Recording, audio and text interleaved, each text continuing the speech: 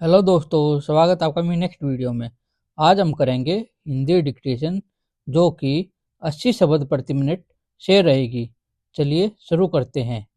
सभापति महोदय, केंद्रीय सरकारी कर्मचारियों को हिंदी में प्रशिक्षण के सभी पहलुओं पर विचार करने तथा अब तक उसकी प्रगति की समीक्षा करने के लिए एक समिति के गठन का प्रस्ताव है। समिति इस योजना के उद्देश्यों की पूर्ति और उसकी सफलता तथा भविष्य में इसमें सुधार लाने के बारे में सुझाव देगी। अगले 2 वर्षों में शिक्षकों को प्रशिक्षित करने की भी एक योजना तैयार की गई है। गृह मंत्रालय ने हिंदी का प्रयोग बढ़ाने के लिए एक कार्यक्रम तैयार किया है। हिंदी सलाहकार समिति ने 22 जून को यहाँ अपनी बैठक में इस पर स्वीकृति दे दी है। मंत्रालय ने खुद की अनेक पुराने फैसलों के कार्यान्वयन में धीमी प्रगति पर चिंता व्यक्त की है।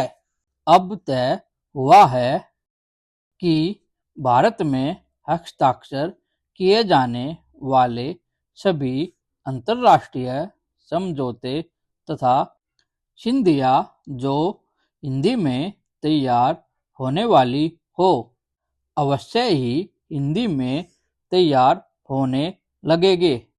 करारों, सुविधाओं तथा टेंडरों के फॉर्मों आदि को हिंदी और अंग्रेजी में तैयार करने के प्रयत्न किए जाएंगे।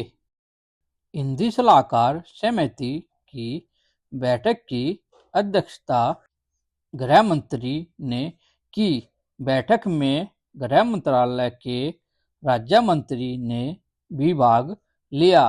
हिंदी भाषी क्षेत्रों में स्थित कार्यालयों में पारंपरिक पत्र व्यवहार के लिए हिंदी का उपयोग बढ़ाया जाएगा। पहले वर्ष में हिंदी में न्यूनतम पत्र व्यवहार 30% तथा अगले वर्ष में उसे बढ़ाकर 50% करने का फैसला किया गया है।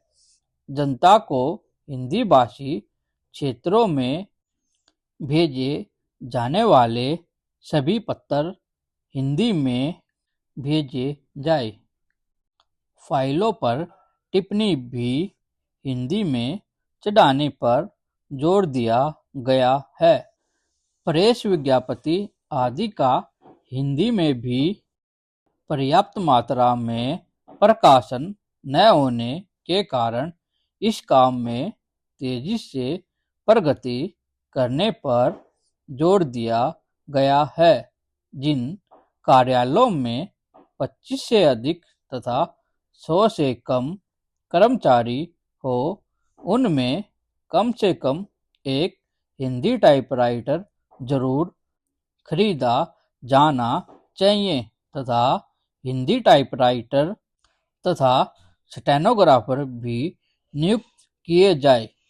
यह निर्देश तो हिंदी के प्रयोग को बढ़ावा देने के लिए वास्तव में प्रशंसनीय कहे जा सकते हैं, लेकिन केवल निर्देश देने से काम नहीं चलता।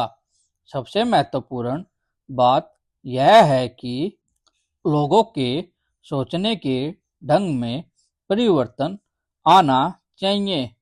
लोगों को चाहिए कि वे स्वेच्छा से अपना दिन प्रतिदिन का कार्य हिंदी में करें और यह न सोचे कि हिंदी में कार्य करने पर लोग उन्हें अनपढ़ समझेंगे।